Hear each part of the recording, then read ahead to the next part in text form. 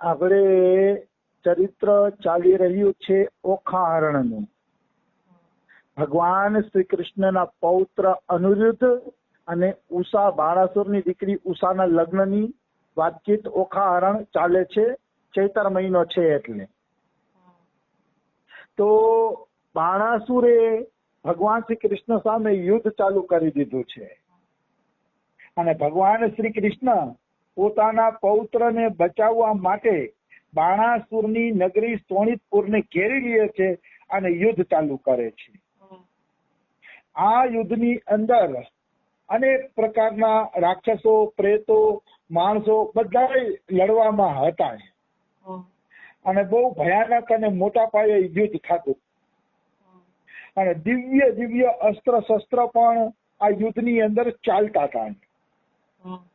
તો ભગવાન શ્રી કૃષ્ણએ બ્રહ્માસ્ત્રની શાંતિ માટે બ્રહ્માસ્ત્ર ચલાવ્યું.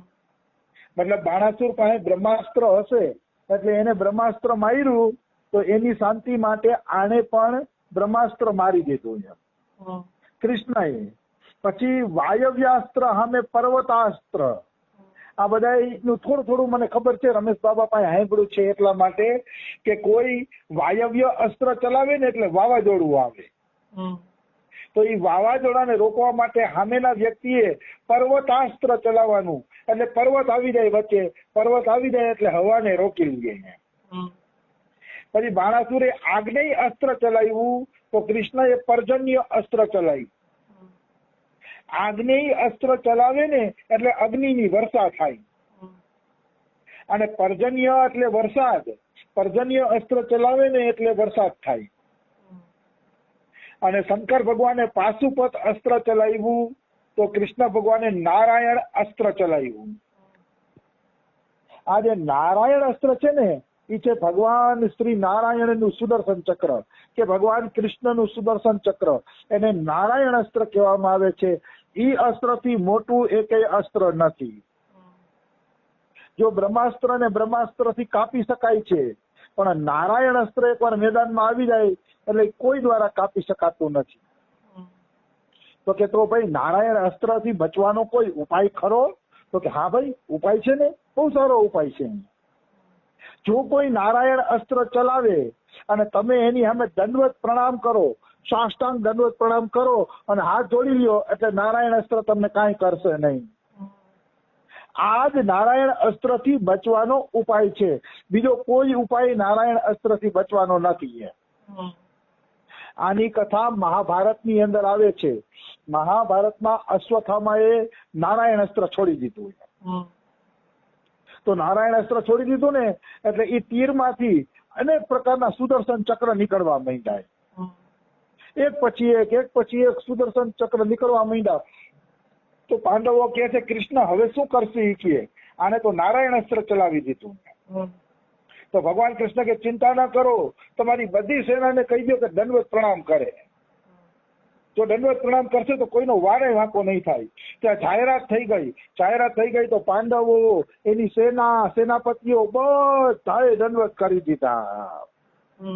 એક ભીમ જ એવો હતો, ભીમ દંડવત નતો કરતો. મહાભારતમાં આવે છે આ કથા. ભીમ કે હું ક્ષત્રિય છું, દંડવત કરું જ નહીં, કે હું નારાયણ અસ્ત્ર સામે લડીશ. કાનુડો કે આની સામે ન લડાય, ક્યાંક નમવું પડે, અમારું માની જાવ. ભીમ કે હું ન માનું. તો ભીમ ઉપર ચક્ર આવતું હતું મારવા માટે. કાનુડાએ જોઈ લીધું કે ભીમ ઉપર ચક્ર આવે છે એટલે કાનુડાએ ભીમને ધરાહાર ધક્કો દઈને નીચે પાડ્યા અને દંડવત કરાવ્યા. ને એટલે ઓલું ચક્ર પાછું વયું ગયું. કહેવાનો ભાવ છે કે નારાયણ અસ્ત્રનો કોઈ તોડ નથી. નારાયણ અસ્ત્ર પાસે આમે ઝૂકી જાવ ને તો ભગવાન ગમે ત્યાં બચાવી લે. આ મારી વાતો બધાને જૂની પુરાણી લાગશે કે આ તો જૂની વાતો કરશે. અત્યારે તો હથિયારનો જમાનો છે ને, લડાઈઓનો જમાનો છે ને, વિકાસનો જમાનો છે ને, અંતે ને ઠીક છે ભલે ગમે એ રીતે કરી લઈએ અંતે ને, પણ ભગવાનનો ભરોસો રાખો ને. અને ભગવાનના ભરોસાથી જે રક્ષા થાય ને એ રક્ષા બીજી એકેયથી થવાની નથી. તમે હથિયાર બનાવીને લડી લેશો તો એનું કઈ ફળ એવું નહીં મળે કે તમે જીતી જ જાશો. તમે પણ મરી જાઓ કદાચ, એવું બની શકે. પણ જે ભગવાનના ભરોસે છે એની રક્ષા ભગવાન ગમે ત્યાંથી કરે છે. જેમ પ્રહલાદની રક્ષા ભગવાને કરી હતી. પ્રહલાદને કોઈએ કીધું કે તને આ તલવારથી ડર નથી લાગતો? હમણાં આ તલવારથી તારું માથું કાપી નાખવામાં આવશે. તો પ્રહલાદ કે તલવારમાં ભગવાન છે, મારવા વાળામાં ભગવાન છે, મારામાં ભગવાન છે, તો ભગવાનને થોડો મારે કે મને કોઈની બીક નથી કે. અને એ તલવાર પ્રહલાદજીનો વારે વાંકો કરી શકતી નથી. આ ચરિત્ર કઈ ખોટા નથી, આ બધું સત્ય છે.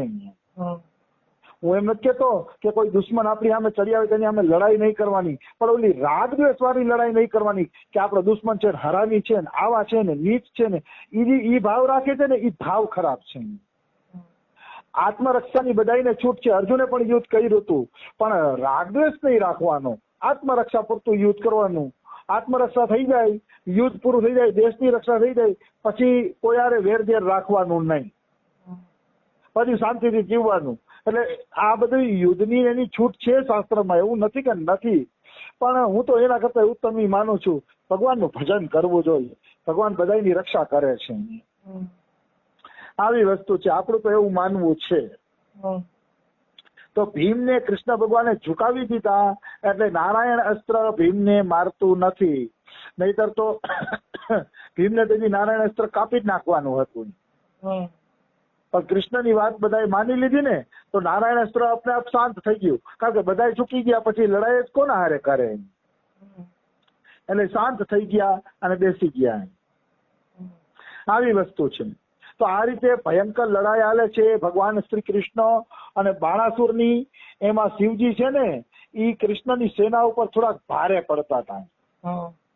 એટલે ભગવાન કૃષ્ણએ વિચાર્યું કે જ્યાં સુધી ભગવાન શિવ લડે છે ત્યાં સુધી હું બાણાસુરને કઈ રીતે જીતી શકું.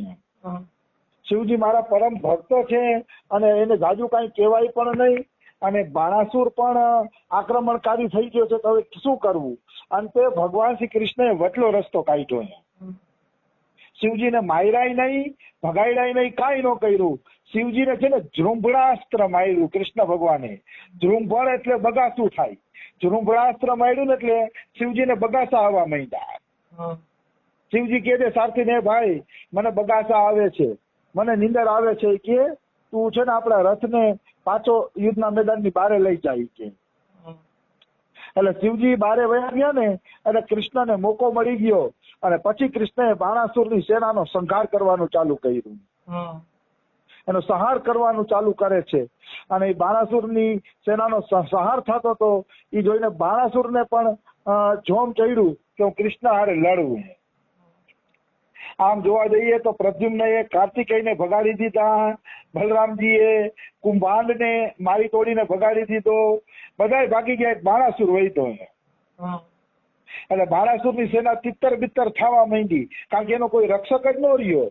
બધા મોટા મોટા હતા એ પછાડ ખાઈને ભાગી ગયા હતા. એટલે સેના તિત્તર બિત્તર થઈ ગઈ. એટલે બાણાસુરને બહુ ગુસ્સો આવ્યો કૃષ્ણ ઉપર. ગુસ્સો આવ્યો ને એટલે એ સાત્યકીને છોડીને ભગવાન કૃષ્ણ ઉપર આક્રમણ કરે છે. આમ પણ દુષ્ટ લોકો છે ને, બીજાના પરાક્રમને સહન કરી શકતા નથી. કે બીજાના પરાક્રમને સહન ન કરી શકે એને દુષ્ટ કહેવાય. કૃષ્ણ અને અર્જુન એવા લડવૈયા હતા કે દુશ્મન સારું કામ કરતા તો દુશ્મનના વખાણ કરતા. બળતરા નો થતી પણ વખાણ કરતા ભગવાન કૃષ્ણ કે નહીં, તું બરોબર લડ્યો છો, ક્ષત્રિયનો દીકરો આ રીતે જ લડે. એવી રીતે પ્રશંસા કરતા. એમાં મને રામજીની મર્યાદા બહુ ગમી. રામજીનું જીવન એટલે જીવન, એની કોઈ વાત ન થાય. રાવણનો એક દીકરો હતો, ઈ રામ સામે લડવા આવ્યો. હું ન ભૂલતો હોય ને તો એનું નામ મકરાક્ષ હતું. તો ઈ રામજી સામે લડવા આવ્યો. ક્યાં છે રામ? હું મારા પિતાનો બદલો લેવા આવ્યો છું, મારા પિતા સામે લડવા આવ્યો છે. ક્યાં છે રામ? ક્યાં છે રામ? એમ કહીને રામ મારે યુદ્ધ કરવા આવ્યો.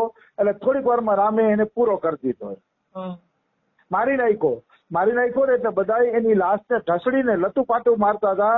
ત્યારે રામે તરત જ કહી દીધું કે પિતાની આજ્ઞાનું પાલન કરવા માટે એ વીર ગતિને પ્રાપ્ત થયો છે કે, એટલે એના સૌને સન્માન સાથે લંકાના દરવાજે મૂક્યા હોય કે. એના સૌને રામ કહે છે વીર પુરુષોના સૌને લતુપાટું મારવાથી અપરાધ બને છે. કોઈને અધિકાર નથી કે કોઈ કર્તવ્ય પાલન અને વીર પુરુષને સૌનું અપમાન કરે, મર્યાદાનું ઉલ્લંઘન કરે. એટલે રામના કહેવાથી મકરાક્ષના સૌને રાવણના દરવાજે મૂકવામાં આવ્યો, અને પછી રાવણે એનો અગ્નિ સંસ્કાર કર્યો. એટલે દુશ્મન પણ હોય તો વીર પુરુષ હોય તો ભલે લડીએ, લડવામાં વાંધો નથી, પણ લડ્યા પછી એને જે વીરતા દેખાઈ હોય એની પ્રશંસા પણ કરીએ અને એની ગતિ થાય એવું પણ કરીએ. આગળના યુદ્ધ ધર્મ યુદ્ધ હતા, અત્યારના જેવા નહોતા. અત્યારે તો મન પણ અહીંયા બોમ્બ બ્લાસ્ટ કરીને માણસોને મારી નાખે છે. આવું કઈ ધર્મ યુદ્ધ થોડું છે એમ. આ તો કપટ યુદ્ધ છે, ખાલી રાગદ્વેષ છે, વેરની ભાવના છે, બીજું કઈ નથી. આવી વસ્તુ છે. ખરેખર પેલા ધર્મ યુદ્ધ હતા, માનવતા હતી અને વીરતાની કદર પણ હતી. જ્યારે મેઘનાદ મરી ગયો ને ત્યારે એની પત્નીને એવું થતું હતું સુલોચનાને કે મેઘનાદનું સૌ જો લંકામાં આવી જાય ને તો હું એનો અગ્નિ સંસ્કાર કરું. તો રાવણને કહે છે કે એનું સૌ લઈ આવી દો. તો રાવણ કહે છે કે અમે જાસી ને તો કદાચ સૌ મળે કે ન મળે, પણ તું આવી જા, તને સૌ મળી જશે. તો ઓલી કે હું સ્ત્રી છું, યુવાન છું, સુંદર છું, એ કે દુશ્મનોના ઘરમાં જઈશ તો શું દુશ્મન મારી હારે સારો વ્યવહાર કરશે? ત્યારે રાવણે કીધું કે રામ એક પત્ની વ્રતવાળા છે, એ કે અહીંયા જવામાં કોઈ વાંધો નથી. લંકામાં કદાચ કે તારા ઉપર મોહિત થઈને કોઈ દુર્વ્યવહાર કરે, પણ રામના દરબારમાં તારી હારે કોઈ દુર્વ્યવહાર નહીં કરે, જા તું જઈ શકશે. રાવણ ખુદ એમ કહે છે. ડુંગરેજી મહારાજ આ કથાને લખે છે. તો પેલાના યુદ્ધ હવે ધર્મ યુદ્ધ હતા. રાવણ રામના વખાણ કરતો અને રામ એના બધાના વખાણ કરતા. કુંભકર્ણના વખાણ કરે છે રામ, પણ આ બધા એવું છે કે માયના નહીં ને એટલે મારવા પડ્યા. આવી વસ્તુ છે. તો પેલાના યુદ્ધને અત્યારને ન સરખાવી શકાય. પેલા બધા ધર્મ યુદ્ધ હતા, માણસો ધાર્મિક હતા અને એ આખી અલગ જ વાત હતી. અત્યારે તો યુદ્ધ શું છે, હું ગમે એમ કરીને પોતાના અહંકારની પૂર્તિ છે યુદ્ધ એટલા માટે જ કરે છે કે અમે મોટા બની જાય ને અમારી અમે જગત ઝૂકવું જોઈએ. બધાને મહાસત્તા થઈ જવું છે. અમેરિકાની જેમ કે અમે મહાસત્તા થઈ જાય એટલે અમારું કોઈ નામ ન લઈએ. એ ભલે જે કરતા હોય એ કરે, પણ એનું પરિણામ તો વિનાશ જ આવવાનું છે, બીજું કઈ નથી. આવી વસ્તુ છે.